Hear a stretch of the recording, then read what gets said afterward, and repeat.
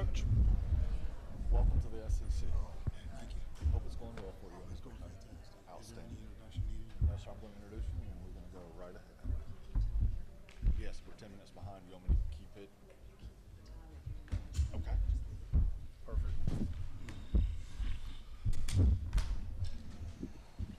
All righty, we're ready to get started. And Coach, welcome to your first SEC Media Days. And at this time, we'll turn it over to you guys. If you have a question, please raise your hand, and we'll get a mic to you. Up front.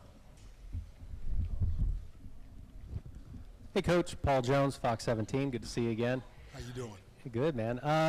Just tell me, this stage, this platform, why is it a good thing and a helpful thing for you to get the message out about your program? Because obviously a lot of people want to know about you and Vanderbilt football now that you're in charge.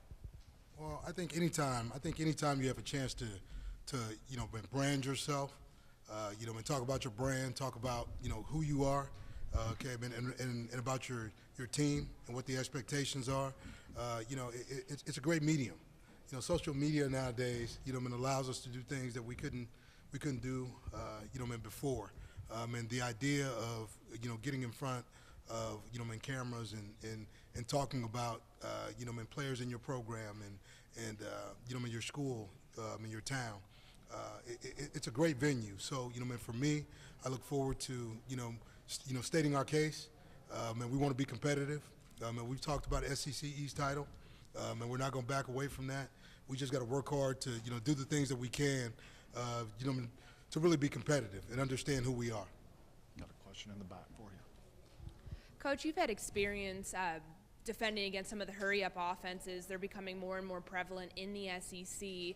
What's your mentality in your first year at Vanderbilt for seeing more and more of these on a weekly basis? I couldn't hear the tail end of that. Can you repeat that, please? What's kind of the basis to, to prepare for more of these hurry-up offenses now that you're in a league that it is really prevalent? I think as you prepare for, any offense, I think what you have to do is, really diagnose what they're trying to do. There's some tempo offenses that are predicated on pass, some on run. You look at a team like Auburn, they run the ball as good as anybody. So you have to be finite in terms of evaluating, who they are, what they do. Let's spell it out. Let's be real particular. Let's be myopic. Let's study it, and then let's put together a game plan to try to defend it. But really, in the end, they're all different. Sometimes it's the quarterback you have to stop. Sometimes it's the quarterback and the running back. Sometimes it's the wideout. So you've got to look at them differently because they're all different and they all present different challenges. Coach Doc Holliday, ABC 24 Memphis. Just talk about the state of the that James Franklin left the program in, and any pressure to keep this momentum of success going now that you're taking over the Commodores program. In terms of in the state of the program, we have a team that just came off being 9-4, that lost in the winningest group of seniors in school history.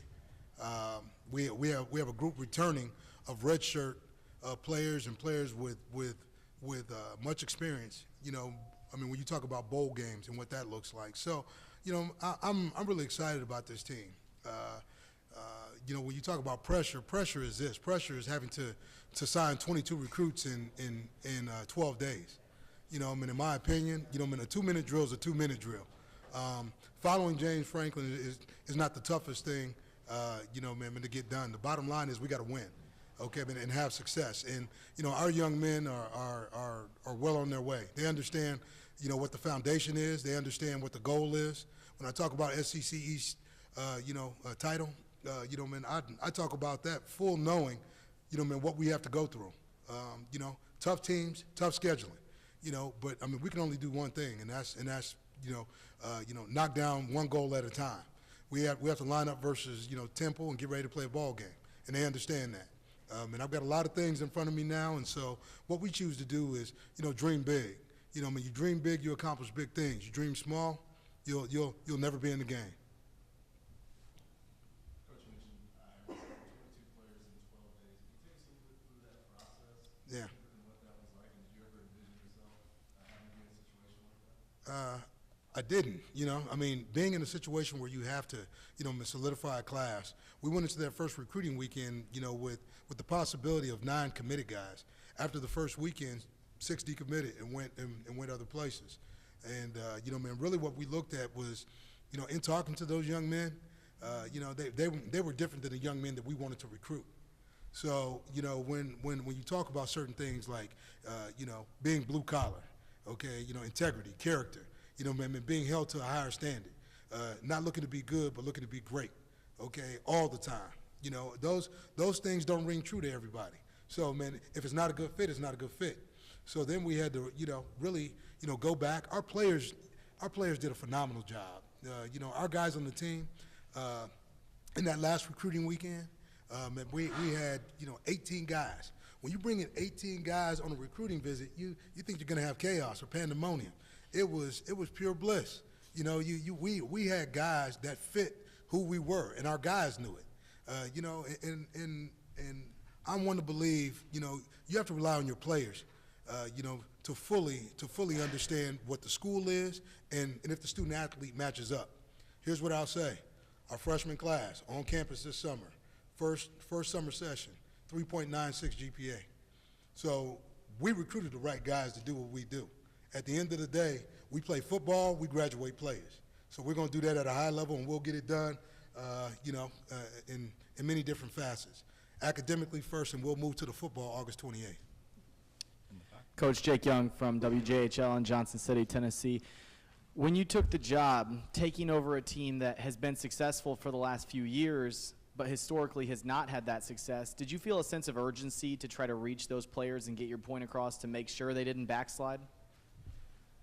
Absolutely. Anytime you step on a campus, anytime you talk to guys who have found success, you know, your worst enemy is yourself. You know, you buy into that. The whole idea of arriving. You know, great thing about football is this: every year you start all over again. You tear it down and you build it back up. You know, I mean, what you did last year has nothing to do with what you're going to do this year. You know, nobody cares about what you did last year. You know, our whole mentality at the place I just came from was that, you know, the bowl rings got put up. The idea that everybody's chasing you happened right now. And I told those guys, you're being chased, okay? But the thing is, man, you can't forget to hunt. So, man, we got to keep hunting. And, man, I think our guys understand how to hunt. So we're going to be okay. Hi, Coach. Cassidy Hill, TV20 in Gainesville. After the spring game, you called Ralph Webb special. How has that continued, and what are your expectations for him this season? Well, I think anytime you have an opportunity to see a young man that nobody knows about step on that stage, okay, and very limited carries go for 120-something yards in a game, and you've seen him work hard all spring just to get his shot. You know, that's special.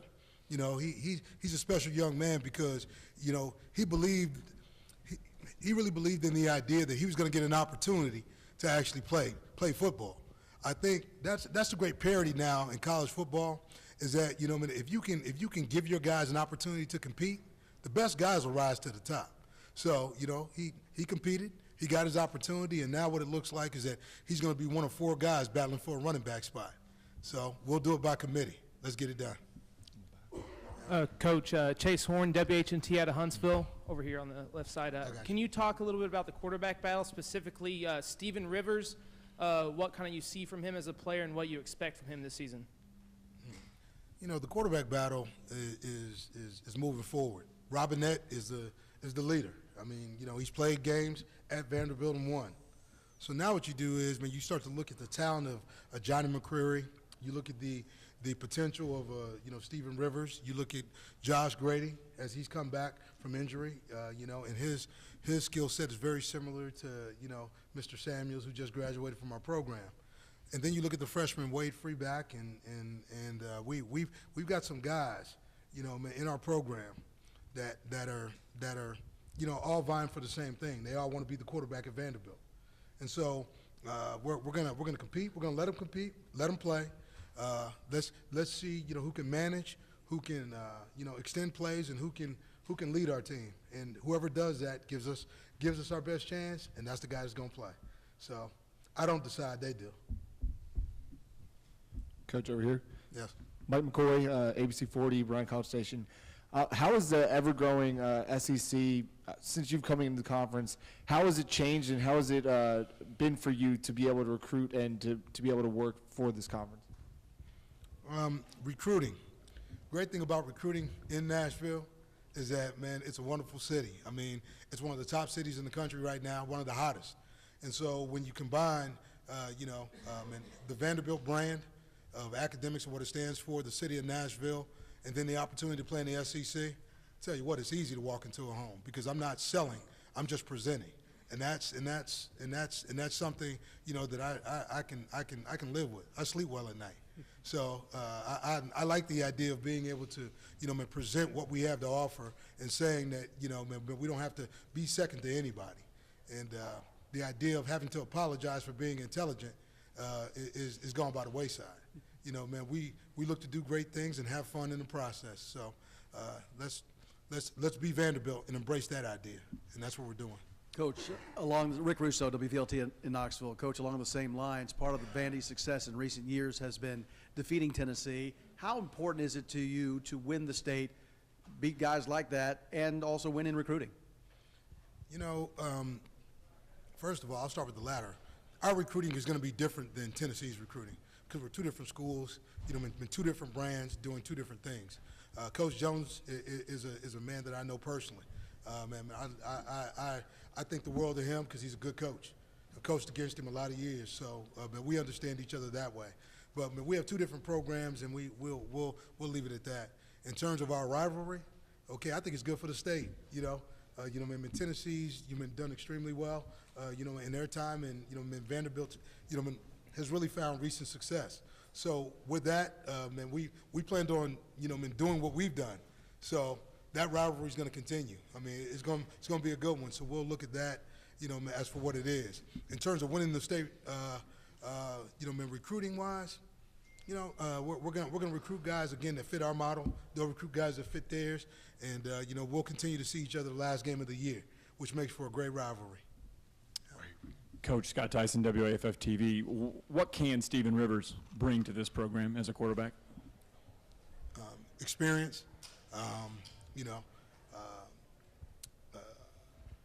The idea of playing in big games, seeing big games. The one thing that you can't give guys nowadays is experience, just in terms of what those big games look like. But I think it's not just Stephen Rivers. It's Stephen Rivers. It's Davis, Duchak, the tight end from Stanford, who's now in our program. Those guys have played on big stages. Those guys have seen big things. And so, when our guys ask those questions or when the work's being done, those guys can speak to what it needs to look like, what winning looks like, what it smells like. And those guys have to, own up to that part of it. And so, I believe that we have great leaders within our program that were already there, but I think adding those pieces, allows us, an opportunity to do bigger things, dream big. Mike Kacharski, Spurs and Feathers, Columbia. Coach, you and the players have been open about talking about being in the SEC championship game. Mm-hmm. Who do you see as the biggest obstacles in your division to making that? Every opponent can win it. So, everybody's probably going to say the same thing. I don't feel like we're second to anybody. And so, maybe it's just, me being a neophyte in this conference, or maybe it's just me, understanding that I think we have something good going on at Vanderbilt. Our toughest competition, is going to be every team in that conference. Every week it's a battle to find your way, to a win. So, I'm not going to speak out and say, who's going to be the toughest, our toughest opponent, but I will say, that we have to do a great job of not beating ourselves. If we can do that, then we can find, success. Last question. What do you think makes the SEC special, and what are your thoughts on this new SEC network? It's the brand of the SEC, the pageantry, the fan, from the 5-year-old whose parents have put him in that jersey for the first time, or her in the jersey for the first time, to the 85-year-old fan who's always cheered for their team. I've seen fanfare unlike any other conference I've been in, and in the last 6 months. And what that speaks to is something that's probably special, in my mind, but really unsurpassed in terms of what I've seen. The SEC is the best conference in the country, and the fan base and the media and everything else, it speaks to that. It's a brand unlike any other.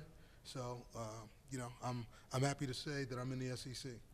Derek, SEC Media Days has been described as a media circus in the past. How would you describe it after wrapping up almost your first experience here? I say it's more of a media juggernaut. I mean, you have daunting press. A strong contingency of people who wanna know, who you are and what it looks like and what you represent. Because really, after it's all said and done, they're gonna play it, replay it, and really hold you to your word. So, it's a special place, a different place, but more than anything, it's a juggernaut. Okay, thank you, Coach. Good luck. Thank you.